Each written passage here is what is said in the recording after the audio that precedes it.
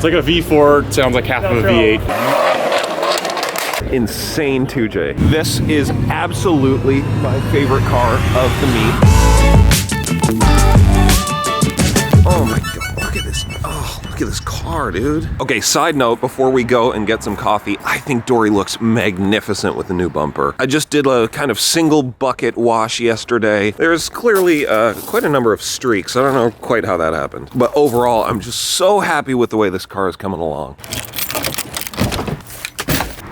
Anyway, we're going to Cars and Coffee over by Lake Washington today. If you're coming to visit the Seattle area and you like cars, or if you live here and you want to get more involved in car meets and see more cool cars, this Cars and Coffee meetup every Sunday is like the best bang for buck you could possibly get. It's kind of a gloomy day today, so I'm not sure who's going to show up or if cool cars are going to come. There's always cool cars, but generally bad weather doesn't really stop Seattle car enthusiasts from driving their cars too much. So I'm pretty excited to see what shows up today, and I'm gonna bring you along for the ride.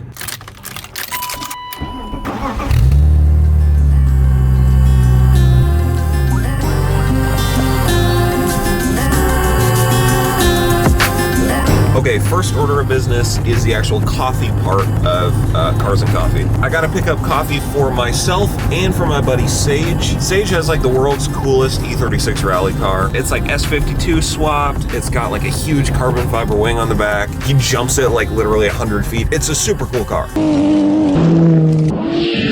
Anyway, Sage is doing a massive favor for me for my E36. He is donating a part, and so I think it's only appropriate for me to also get him some coffee while I'm at it. Oh God. It's all about shifting with your camera hand.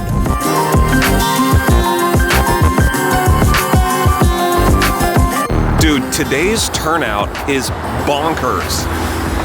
Normally on like super gloomy days like this, I'm not expecting anyone to show up, let alone like the craziest cross-section of cars ever. I know I'm not showing you yet. I'm just walking over to get coffee.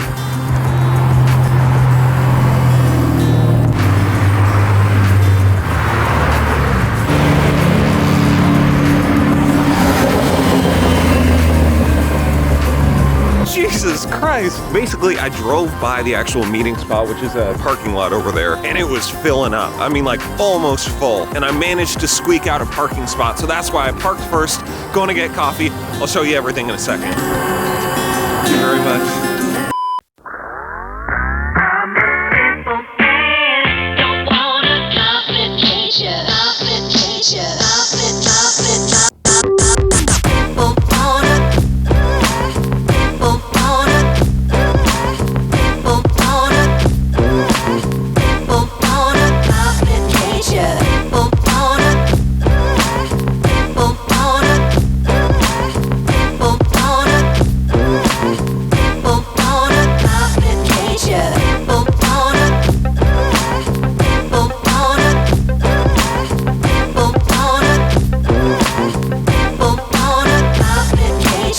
Yo, Sage, I had some slight spillage here. No problem, my hands are so Oh my God, look at it, dude. Oh, what a treat. Yeah, it's got genuine rally dirt on it. Dude, that's excellent. Dude, thank you. Yeah, it should fit perfect. What'd you ride here today? It's a 1997 GFR7. Ooh. Not for sale, but no, I'm kidding. It actually is for sale. Wow. Yeah, I like stripped it down and took the fairings off. And Dude, it looks did the excellent. Version, and yeah, it's like a V4, sounds like half of a V8. Really? Yeah, it's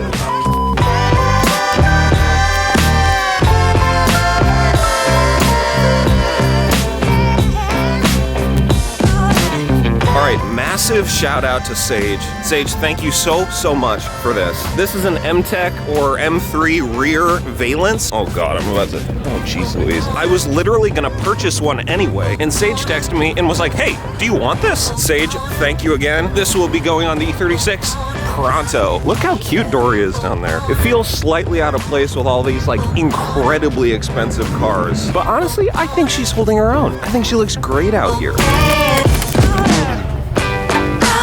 One really cool thing about this rear valence is that Sage can't use it because it literally keeps getting ripped off of his cars in rallies. Like he said, there is real rally dirt that comes with this for absolutely no extra charge. Pretty crazy stuff. Pretty honored to be able to put it on Dory.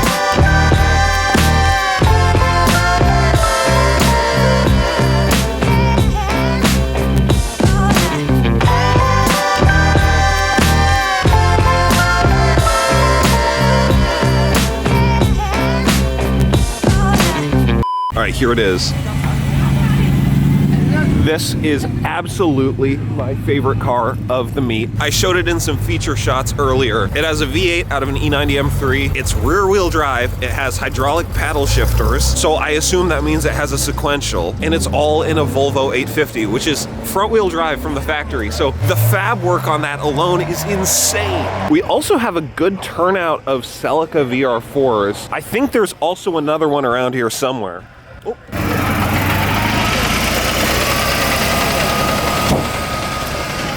All right, I knew Fiat 500s were small. I had no idea they were that small. His head was literally sticking out of the roof. Thank God for that sunroof. All right, this IS300 is insane. Huge BorgWarner, crazy art on the valve cover. If you like IS300s, go follow this guy. Also, for what I presume is a drift car, very clean wide body. Look at this. Look at this fitment. Very nice, very well done. Also, I assume this is an angle kit based on how wide it is, but this angle is just, perfect. Okay, and this car is another one of my favorites. Toyota Cressida, Speed Hero on the dash, beautiful Nardi wooden steering wheel, and then insane 2J. Is this yours?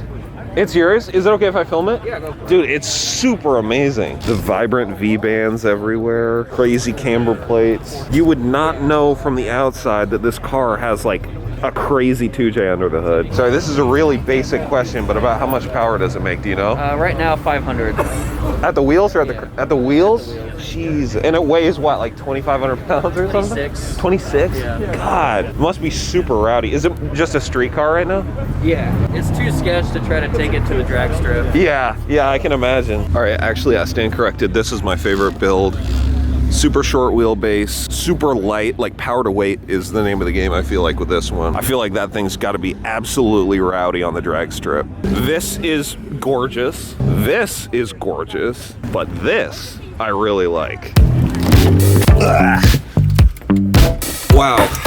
I would say that is a successful Cars and Coffee. And literally as I'm leaving, R35 shows up. People are still showing up. It's still hectic. It's still crazy, but like respectful crazy. If you're in the Seattle area and you're looking for a car meet, there are two that you need to know about. They happen basically every week. During the warmer months, every single Saturday there's exotics at Redmond Town Center. You drive to Redmond Town Center as early as you possibly can, and some of the craziest, most expensive cars show up. There's one guy with 2 LaFerraris. It's a pretty crazy meet. We'll do some vlogs on that in the future. The second meet is this one, and as far as I know, this happens year-round. As you've seen, it has a crazy variety of cars. Everyone's super cool, everyone's super respectful. It's pretty sweet. I mean, it's a pretty good deal. When I was in high school, if this had existed, I mean, my life would have been complete. Just driving around Seattle, you wouldn't really guess that there's such a kind of vibrant car community. You know, when I'm like in LA, it's pretty obvious that there's a big car culture there. People are driving around cool cars. They take a lot of pride in their cars. In Seattle, people have these crazy houses and they have all this money, but they drive like an Altima. Nothing against Altimas. Altimas are cool, but when you drive around Seattle, you don't get the sense that people spend a lot of their money on cars, and you wouldn't think that the car culture would be as vibrant as it clearly is. Anyway, if you're looking for car meets in Seattle, check out those two. I hope this was helpful in your car meet discovery journey. All right, let's get out of here. It's about 36 hours later. It's 5 o'clock. It looks like it's 10. The last thing I want to do in today's vlog is I want to install the rear valence. I'm itching to get this thing on the car. I've wanted one for a long time. Thankfully, Sage came through. I'm excited to get it on there. I'm not even going to wash it because I kind of want the rally dirt on there. I think that's kind of cool. Obviously, at some point, I'm going to have to wash it, but today is not that day. It's dark. It's cold, but Dory's here. She's ready to get a new rear valence. Let's do it.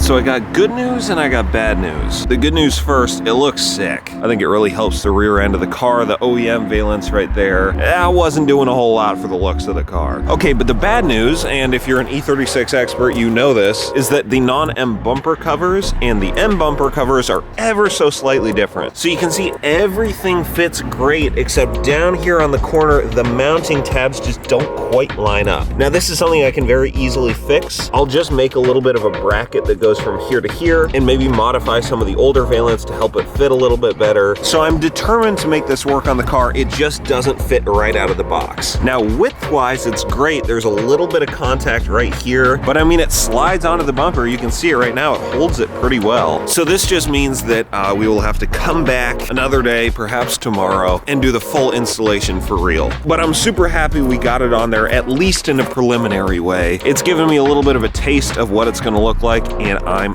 amped. I'm very excited. I think it's gonna look great. I'm gonna throw the non-M valence back on, just because even though the M-Tech one is kind of wedged in there, I don't really trust that it's not gonna fly off at like 60 miles an hour. So I'm gonna throw the old one back on, and the next time you see Dory, she's probably gonna have the new valence on. So if you wanna see that, make sure to subscribe. Okay, I think that probably does it for today's video, so I'm gonna send it back to Editing Logan to close things out.